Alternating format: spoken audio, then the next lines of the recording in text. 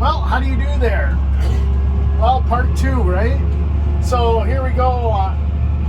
Two parts of our farm. One is really marshy ground, and the other part is really sandy. We got done with all the really sandy stuff. Down here in the marsh, it's a different animal. It's kind of a beast.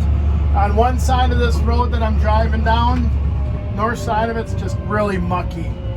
We get down over here where those trees are, not too far beyond that's the Wisconsin River.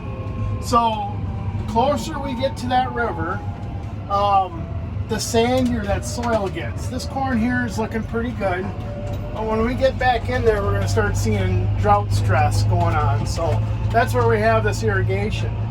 We're using these portable units because it'd be nice to have pivots because the labor in these small ones are very labor intensive. But the nice thing is I may have 10 acres through this field that I want watered, and then I go over 400 feet and it doesn't need any water. I might have a section through here that needs water, other areas don't need anything. So that's where these kind of come in and are kind of nice to use. So we're going to come up on this next one, we'll get after it. Okay, now these are a hard hose. So those other ones where that was a flexible hose, very small unit, that is like plastic pipe, flexible pipe almost. That doesn't collapse, it's a hard hose. These are quite a bit heavier units. I got a larger tractor for moving these around because all that water stays in that hose, where those other units, that water all gets pushed out of there. So there's quite a bit of weight wrapped up into there. The other thing is there's 1,320 feet of hose on here where there's only 650 feet on the other. So what it is, this whole unit stays here. There's little downriggers there to keep it from tipping over. And then all we do is hook onto this little gun cart and we pull that out down the field. So little different concept.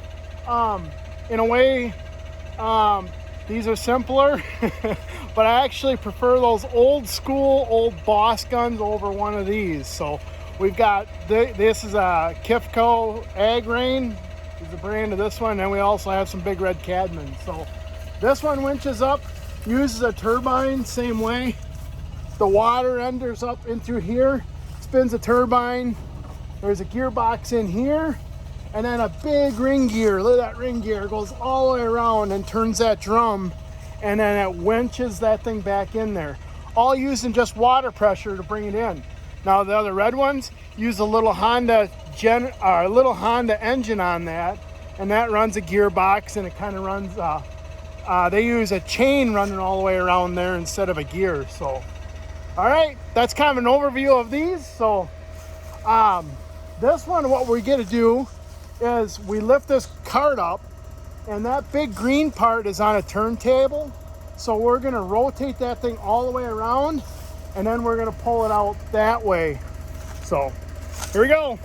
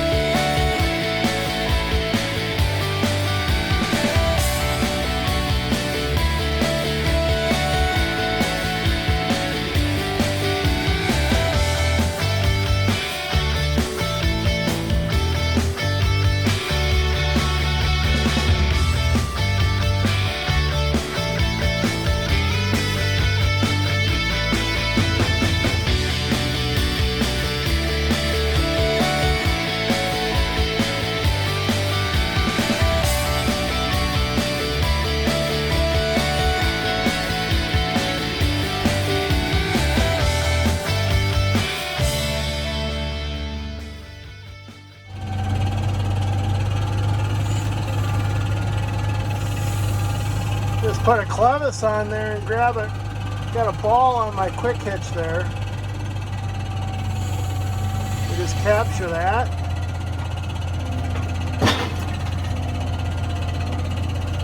Just like that. And we gotta close the window. because sometimes the water shoots out of that gun.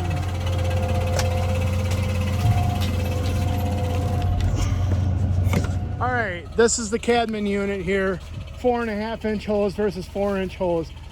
Overall, the whole machine's quite a bit larger than what that ag rain is. Heavier too, a lot more water in there. These have the Nelson guns on them. The other green one has a Comet gun. I run the ring nozzle instead of a tapered nozzle. A lot of time you can buy like just this whole thing comes down to the exact taper you want, 1 3/8, 1.5 inches. These are actually 1 3/4 that I'm running. The tapered nozzle, you can get it out further. The water will shoot out further, but it's a harder hit when it hits the ground. With this flat washer in there for the size of hole opening you have, that stream breaks up. You don't have the distance, but you can get a lot more water to the ground. That's what I'm after, is getting the water out. So same way, hydraulic turntable on this one versus mechanical or manual swing on the other one. Let's see what else. Honda engine that drives this big gas tank. Nice thing is it's a Honda. The bad thing is it's a whole nother engine you got to keep running, because if that stops, it stops reeling up. So we're going to swing this around and pull it that way. Adios. Back at it. All right, so here we are, number 4 for the day. Or is it number 7? So this is a goofy one. I've got a straight shot here, which is with the field, but then I got another one here going over there at an angle. There again, that's where these units kind of work pretty good when you got goofy shaped fields trying to get in there. So yeah, last one, get her done.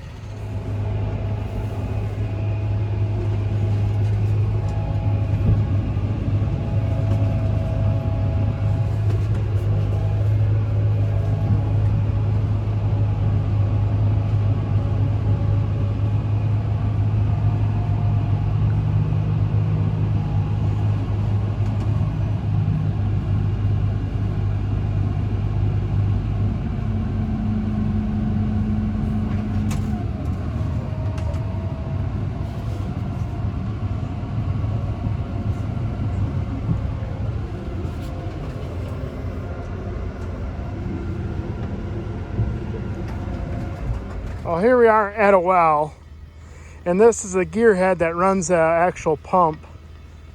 And this thing's making some noise. Something might not be right in here. So I thought I'd take a peek. Oh man, you see that top gear there? It's got a big chunk out of it. Oh, that one there. Oh man, look at that chunk. See that top gear? Oh, that's what's making all the noise. There are chunks all out of that thing. Bummer. Well, I've got a spare one of these.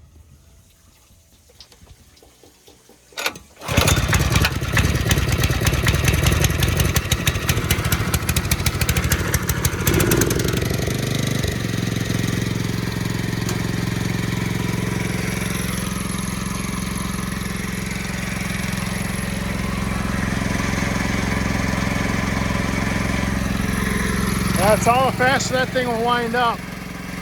That's slow.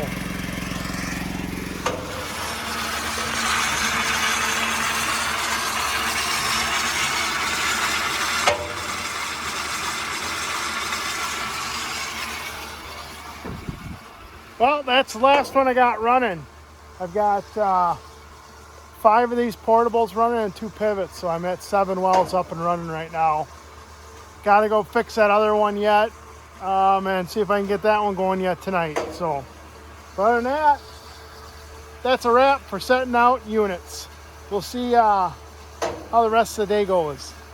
Till next time, adios, and have a good night. Don't forget to click the bell, get a notification when that next one comes up, if there is a next one. Later.